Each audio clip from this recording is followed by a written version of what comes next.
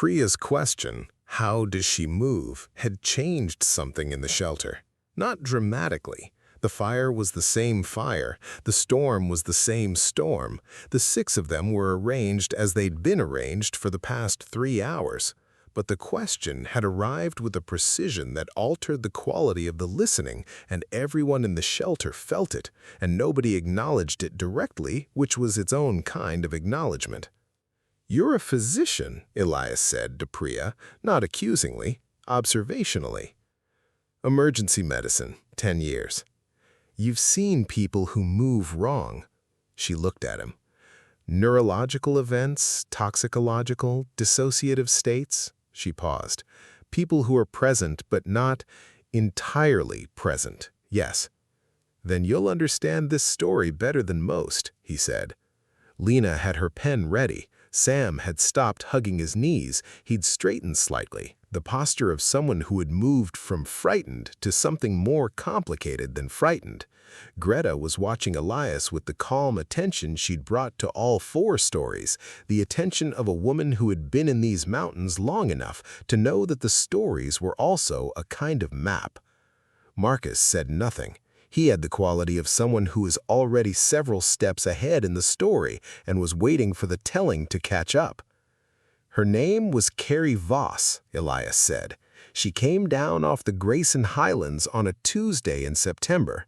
She came out at the Massey Gap trailhead at 4:30 in the afternoon.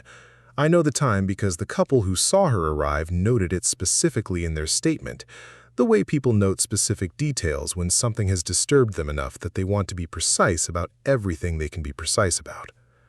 The couple was from Roanoke, day hikers, finishing up a loop and heading back to their car in the Massey Gap lot. They saw her coming down the trail from the bald above, a woman alone moving at a steady pace, carrying what they described as 2 packs, her own pack on her back and a second one, larger, carried in front, held against her chest with both arms in the way you'd carry something you didn't want to put down. The double load was heavy, they could see that from a distance, the way the weight affected her gait. But she was moving steadily, and they assumed at first that she was a strong hiker managing an awkward load and thought nothing particular of it. It was when she got closer that they started paying attention in a different way. The woman, Carrie Voss, though they didn't know her name yet, was in her early 30s, fit, the look of an experienced hiker. She had the gear and the clothing of someone who knew what they were doing in the backcountry. She was not visibly injured, not visibly distressed in any physical sense. She was walking steadily, and her eyes were open and tracking, and she was, by every immediate observable measure, a person who was fine. Except for the way she moved. The couple, the man's name was Robert, his wife's name was Jean, described it independently in separate statements, using different language that arrived at the same thing. Robert said, "She moved like she was listening to something." Jean said, "She moved like she was being directed." What they meant, when I spent an hour with each of them separately going through exactly what they'd observed, was that her movement had a quality of response to it rather than intention. That she moved the way you move when you're following instructions rather than going somewhere of your own accord. The specific hesitations, the small adjustments of direction, the way she'd pause mid-stride for a fraction of a second and then continue on a slightly different bearing, as if something was telling her where to put her feet. They spoke to her in the parking lot. Robert called out, "Are you all right?" the standard greeting of one hiker to another at the end of a day on the trail. She turned toward his voice. Turned toward it the way a person turns toward a sound when they're locating it rather than responding to it, the orientation of attention rather than the orientation of recognition. She said, "I'm fine." Robert said her voice was, he used the word careful. Jean said, flat. They meant the same thing, the quality of speech that has been deliberated over rather than produced naturally, the specific cadence of someone choosing each word individually rather than speaking from a continuous flow of thought. He asked her if she needed help with her packs. She looked down at the pack she was carrying in front of her, looked at it the way you look at something you've been holding for a long time and have stopped fully registering, and she said, "No." She said, "It's his." She said, "I need to get it to the parking lot." They asked her where her partner was. She said, "He's still up there." They asked if he was all right. She looked at them for a moment, the look Robert described as the most unsettling thing about the encounter. Not vacant, not frightened, not anything he had a word for. He said, it was like she was translating, like the question had arrived in one language and she was working out the answer in another before she could respond. She said, "He'll be along." Then she walked to a truck in the parking lot, put both packs in the bed, got in the driver's seat, and sat there. Robert and Jean sat in their own car for several minutes watching her. She didn't start the truck. She sat in the driver's seat with her hands on the wheel and looked straight ahead at the parking lot, and they watched her, and neither of them drove away. Robert called the ranger station. I was the one who answered. I got to Massey Gap in 20 minutes. The woman was still in the truck. I knocked on the driver's window and she looked at me and rolled it down, and I went through the standard welfare assessment, identifying myself, asking if she was all right, asking if she needed medical attention. She answered all of it correctly. She was oriented to person, place, and time. She knew her name, she knew where she was, she knew what month it was. She showed no obvious signs of physical injury or medical distress. I asked her about her partner. She said his name was David.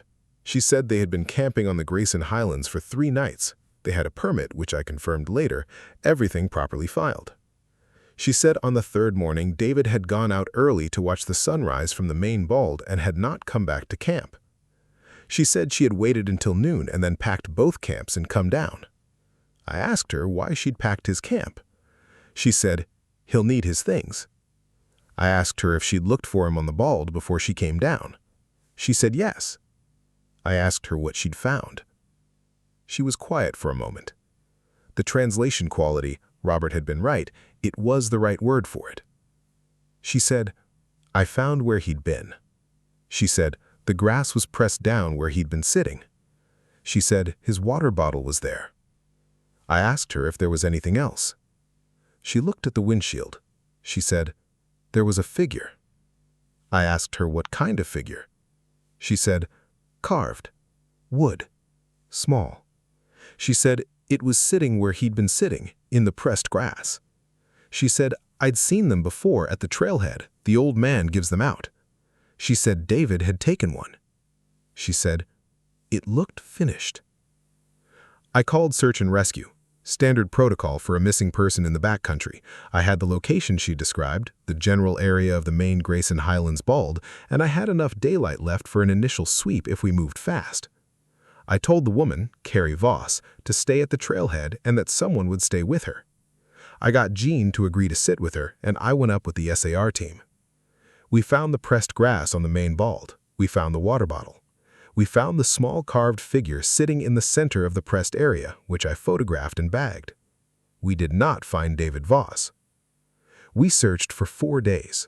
The full treatment, dog teams, helicopter, ground crews working the surrounding terrain in expanding grids. We found nothing. No physical evidence of David Voss beyond the pressed grass and the water bottle and the figure. No body, no gear, no sign of a fall or an injury or any physical event that could account for his absence. The carved figure, when I examined it, a human form, applewood, clearly August Lowe's work. And on the front of it, carved with the same knife that had made the rest of it, a door. I filed a missing persons report. The case is still open. What I want to tell you about, what I've thought about for the 9 years since it happened, is not the search. It's Carrie Voss. I went back to talk to her the evening of the first search day, after we'd come off the mountain with nothing. She was at a motel in Galax by then. The Voss family had come up from their home in Charlottesville, and she was with them in a room, and I sat down with her in that room with her mother present, and I went through everything again. She was different in the motel room than she'd been in the parking lot. The translation quality was still there, the fractional hesitation before each answer, the sense of language being processed rather than produced, but something else had been added. Or perhaps something had been removed that had been present in the parking lot, and I hadn't noticed its absence until I saw its return. She was frightened. In the parking lot, she had not been frightened. I was certain of this, reviewing my memory of the encounter. She had been careful and flat and operating under some quality of attention I couldn't name, but she had not been frightened. In the motel room, 9 hours later, she was frightened. Specifically, precisely frightened, the way people are frightened when the thing that was happening to them has stopped happening and they can now see it from the outside. I asked her, as gently as I could with her mother in the room, if she could tell me more about coming down from the bald, the descent with the 2 packs. She looked at her hands. She said, "I don't remember most of it." I asked her what she meant. She said, "I remember finding the pressed grass and the figure. I remember picking up David's pack." She said, "And then I remember being in the parking lot and the couple asking me if I was all right." She said, "The part in between, the 4 miles of trail from the bald to the parking lot," she said, "I was there, but I wasn't driving." I asked her what had been driving. She was quiet for a long time. Her mother put a hand on her arm. She said, "Something that knew the way down." She said, "Something that needed to get the packs to the parking lot." She said, "I could feel it." She stopped. She said, "I could feel it using my legs." She said it the way you say something you've been afraid to say, quickly, with the relief and the shame of confession. She said it knew how to walk, but it had to think about it. She said that was the part I could feel. It was thinking about each step. She said it wasn't. She stopped again. She said it wasn't cruel. It wasn't trying to hurt me. It just needed to get down the mountain, and I was available. She said that word, available, and then she didn't say anything else for a long time. I asked her one more question before I left. I asked her, "When it was done with you, when you were in the parking lot, and Robert called out, what happened?" She said, "It left." She said, "Like stepping out of a coat." She said one moment it was there, and the next moment I was just me again, in the parking lot, not sure how I'd gotten there. I said, "Did it say anything before it left?" She looked at me. The fear in her eyes was specific, not the general fear of someone who has been through a traumatic experience, but the specific fear of someone who is deciding whether to tell you something. She said, "It said thank you." She said, "It said thank you, the way you say thank you to someone who has held a door." I drove back to the ranger station and I sat in my truck for a long time.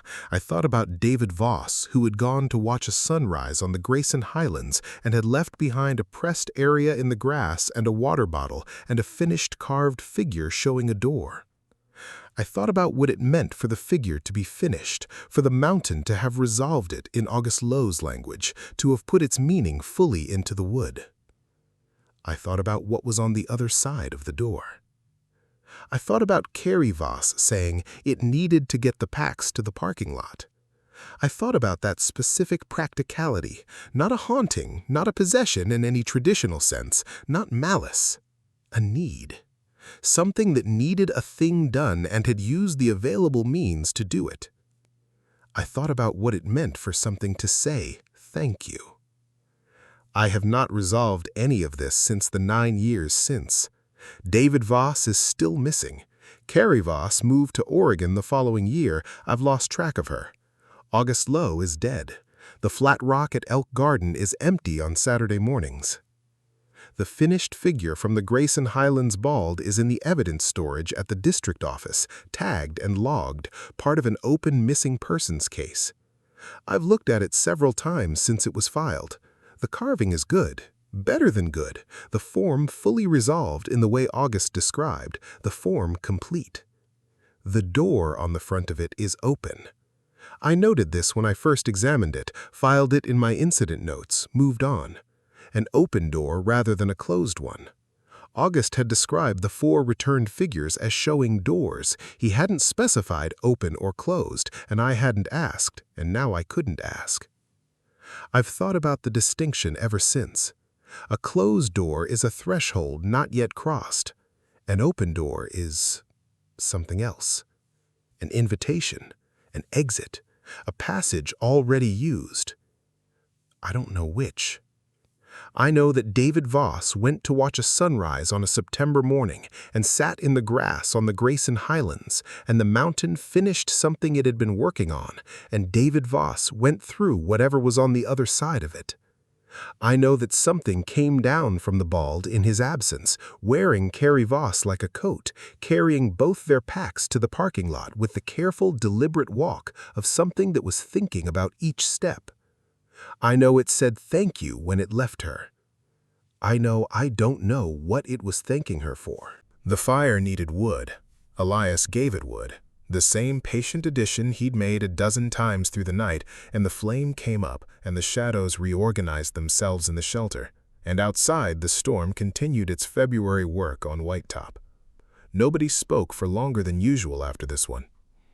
Priya broke it. She said, "The movement, what Robert and Jean described, the fractional hesitations, the direction changes." She paused. "That's consistent with something navigating using proprioception it doesn't fully own, using a body it hasn't calibrated to." She said it in her clinical voice, and then she heard herself and stopped. "Yes," Elias said. That's a real thing. That has a neurological description." "It has several," Elias said. "None of them account for what I described." Priya was quiet. Sam said, "The thank you." He said it softly, the way you say something you've been sitting with. "That's the part I keep coming back to. It wasn't threatening. It said, thank you." "It did," Elias said. "What does that mean for what these things, what they are, what they want?" Elias looked at the fire. "I've been in these mountains for 34 years, he said. "I've been thinking about what they want for most of that time." He paused. "I think want is the wrong word. I think what they do, what happens in these mountains, isn't about want the way we mean it. It's about something older than want, older than intention." He paused again. "I think the mountains are doing what mountains do. And sometimes what mountains do intersects with what people do, and the intersection is what we're calling horror tonight, because horror is the word we have for it." Greta said, "Is there a better word?" Elias looked at her for a long time. "Yes," he said, "but I'm saving it for the last story." He settled back. The fire burned. Outside, Whitetop held the storm, and the storm held the mountain, and the night was 5 stories deep with 5 more to go. "The 6th story," Elias said, "is about a backcountry camp on Lewis Fork Wilderness that was found abandoned mid-meal." Marcus, who had been listening with the concentrated stillness of someone assembling pieces, said, "The fire was still burning when they were found." Elias looked at him. The careful look, the look he'd given Greta when she'd identified the structure of the first movement. "You knew about that one too," he said. "I heard about it from someone who was on the response team." He paused. "He said the food was still hot." It was. "He said there were 6 people permitted for that site." There were. "He said none of them were ever found." None of them were. "But that's not the part of the story that stayed with me." Marcus waited. "The part that stayed with me," Elias said, "is what was sitting at the fire when the response team arrived." The wind crossed the summit of Whitetop and came down the slope and hit the shelter wall and held there for a moment, leaning in, and then moved on. "Tell it," Marcus said. Elias nodded.